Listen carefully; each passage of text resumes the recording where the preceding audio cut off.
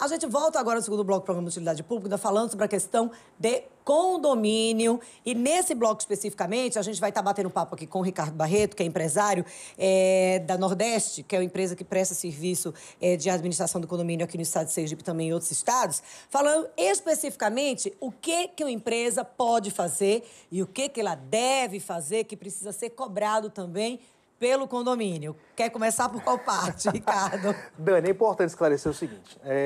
A atividade de condomínio, já especificamente em Sergipe, né, ela veio da área contábil. Né? Então, muitos contadores, né, vieram da área de condomínios, na verdade, para identificar uma lacuna a ser preenchida. Né? Com a situação da mudança do Código Civil, onde deu responsabilidade civil e criminal para o síndico, então houve uma especialização desse segmento contábil. Né? E o que a gente sempre fala é o seguinte, mesmo tendo um administrador de condomínios, a administradora não manda no condomínio.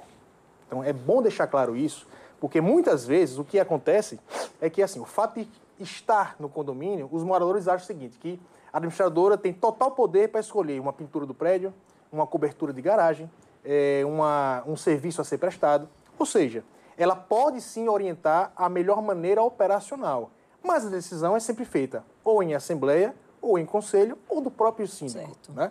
Então, o que a gente sempre fala é o seguinte, que a área contábil e financeira é 99% da tarefa da administradora. Então, o que a gente observa é que várias administradoras acabam atribuindo para si algumas responsabilidades que não são dela. Então, óbvio, se você tiver um ponto final onde der certo, ótimo, todo mundo ganha. Mas se der errado, ela não pode, naquele momento, ela ser responsabilizada. Por exemplo? Por quê? Vamos lá, uma contratação mal feita de funcionário. A administradora não pode contratar funcionário.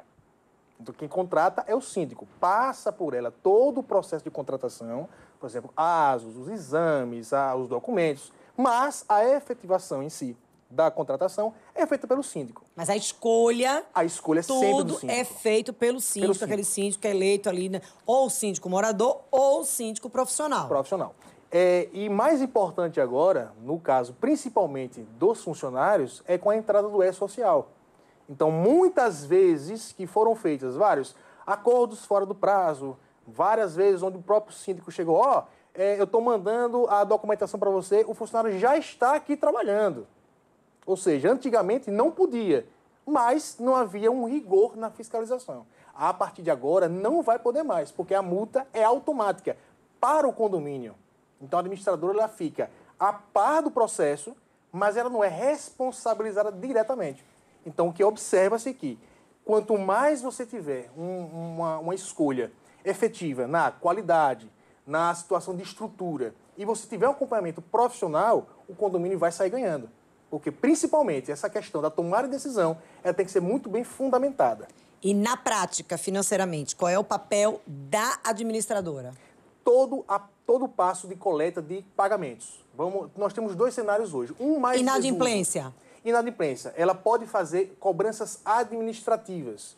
Né? O fato de ter administradora e jurídico no mesmo ambiente é uma situação onde o próprio Conselho Regional de Contabilidade e o próprio OAB ela não permite esse tipo de congruência de serviços. Então, observa-se que há uma necessidade de distanciamento desses serviços. Então, a administradora, ela presta a parte financeira, isso. Mas não... jurídico, a parte jurídica. Mas não jurídico. Não. São serviços diferentes. Ou seja, por que a gente está trazendo isso? A gente está trazendo também como alerta.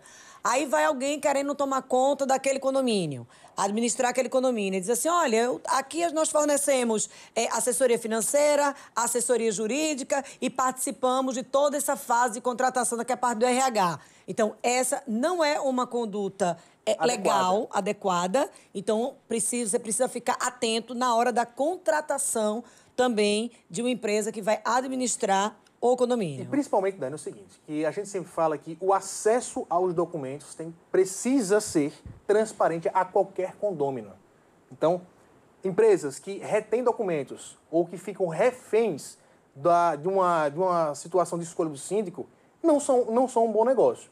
Imagina o seguinte, se houve uma contratação de um serviço para o seu condomínio, o morador ele tem a obrigação de ver aquele documento. Mas, em alguns casos, a gente observa no mercado que há uma retenção da própria administradora. Né? Então, isso, no nosso modo de ver, não é um modo adequado de você gerir um processo. Por quê? Imagine que a taxa de condomínio é um rateio de despesas. Então, um morador, o condômino, o proprietário, ele tem participação direta naquela despesa. Então, é interesse dele que esses documentos sejam a amostra, né?